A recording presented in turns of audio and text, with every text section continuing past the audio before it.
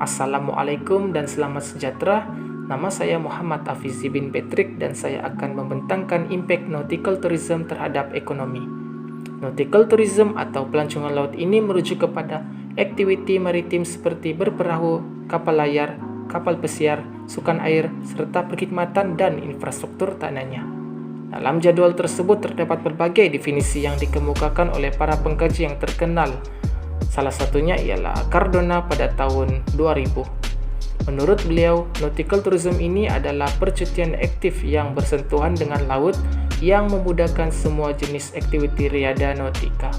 Terdapat beberapa kesan positif dan negatif pelancongan ini terhadap ekonomi, yaitu kesan positif ialah menjana perkembangan ekonomi, membuka peluang pekerjaan, dan menarik pelabur asing. Manakala kesan negatif ialah dominasi pelabur luar dan berlakunya pembaziran. Untuk kesan positif yang pertama ialah menjana perkembangan ekonomi negara. Hal ini kerana kedatangan para pelancong asing yang ramai ke Malaysia khususnya telah banyak membantu dalam meningkatkan pendapatan negara dari segi pertukaran mata wang asing. Proses pengaliran mata wang ini bermula apabila pelancong dari luar negara akan menukar mata wang negara mereka kepada mata wang ringgit Malaysia untuk berbelanja. Setiap pelancong akan berbelanja serta membayar kos penginapannya selama menetap di suatu destinasi itu. Pelancong juga akan menggunakan kemudahan awam, membeli cenderamata, makanan, minuman, dan sebagainya. Industri pelancongan laut ini dapat dikatakan sangat membantu pada masa ini kepada pertumbuhan ekonomi di samping dapat meningkatkan pendapatan penduduk setempat. Berdasarkan graf bar tersebut, kita dapat lihat pelawat yang datang ke taman laut atau pulau di Malaysia ini agak konsisten. Perkara ini dipengaruhi oleh faktor tarikan yang terdapat di Malaysia seperti pulau yang indah, budaya dan sejarah suatu tempat itu. Oleh yang demikian, sektor ini adalah salah satu sektor yang penting kepada negara dan pertumbuhan ekonomi. Kesan positif yang kedua ialah membuka peluang pekerjaan. Pelancongan merupakan industri yang memerlukan tenaga kerja seperti pekerja hotel, pemandu pelancong, dan sebagainya. Perkembangan industri pelancongan di negara kita ini termasuklah pelancongan laut menyebabkan berlakunya peningkatan permintaan tenaga kerja yang terlatih dan berpengalaman. Tahap penglibatan penduduk dalam pelancongan laut ini semakin meningkat pada masa ini. Perkara ini dipengaruhi oleh gaji yang ditawarkan dalam industri ini. Kehidupan penduduk yang bekerja sebagai nelayan juga menyediakan pengalaman yang sangat berguna untuk mendapatkan pekerjaan di sektor ini. Berdasarkan graf tersebut, terdapat korelasi negatif yang jelas antara sumbangan sektor pelancongan dan kadar kemiskinan di Malaysia. Kadar kemiskinan di Malaysia pada tahun 2005 adalah 55% dan sumbangan industri pelancongan mula berkembang dari tahun tersebut. Pada tahun 2014 pula, kadar kemiskinan jatuh kepada hanya 0.6%, manakala sumbangan sektor pelancongan meningkat kepada 160 bilion. Adalah jelas bahawa perkembangan sektor pelancongan dapat mengurangkan kadar kemiskinan terutamanya apabila ia membuka banyak peluang perniagaan dan pekerjaan bagi penduduk setempat. Impak positif yang ketiga ialah menarik pelabur asing. Berdasarkan kajian pakar, Malaysia kaya dengan destinasi-destinasi pelancongan yang menarik dan unik.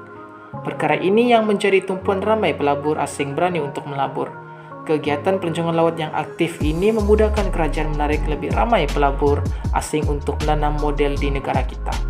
Kelebihan ini juga membantu Malaysia agar dapat mewujudkan suatu tempat pelancongan laut yang bertaraf dunia. Berdasarkan jadwal tersebut, kita dapat lihat negeri Sabah merupakan antara negeri yang mempunyai potensi yang terbaik dalam pembangunan pelancongan laut ini. Buktinya di jadwal tersebut, kehadiran pelancong dari tahun 2003 hingga 2006 terus bertambah, malahan sehingga hari ini. Kesan negatif nautical tourism yang pertama ialah dominasi pelabur luar. Disebabkan kos pembangunan sektor ini sangat tinggi, ia boleh menyebabkan pelabur asing lebih monopoli industri kita ini. Seperti mana yang kita tahu, Malaysia merupakan antara negara yang menerima sejumlah besar pelabur langsung daripada Amerika Syarikat, Eropah, Jepun, dan Singapura sehingga hari ini. Apabila pelabur asing ini lebih monopoli industri kita ini, ia amat merugikan. Kesan pelaburan asing ini akan dapat dirasai apabila negara mengalami kemelesetan ekonomi atau semasa ekonomi dunia merundum. Apa yang dimaksudkan di sini ialah mereka mengaburkan mata kita semua dengan hanya memberi sedikit daripada keuntungan yang diperoleh, sedangkan keuntungan yang berlipat ganda dibawa balik ke negara asal mereka. Buktinya, UNCTAD telah mengadakan suatu kajian baru-baru ini dan kajian itu menunjukkan bahawa keuntungan yang mengalir dari negara-negara sedang membangun ke negara maju sangat berbeza, iaitu 8 kali ganda jumlah bersih modal pelabur asing.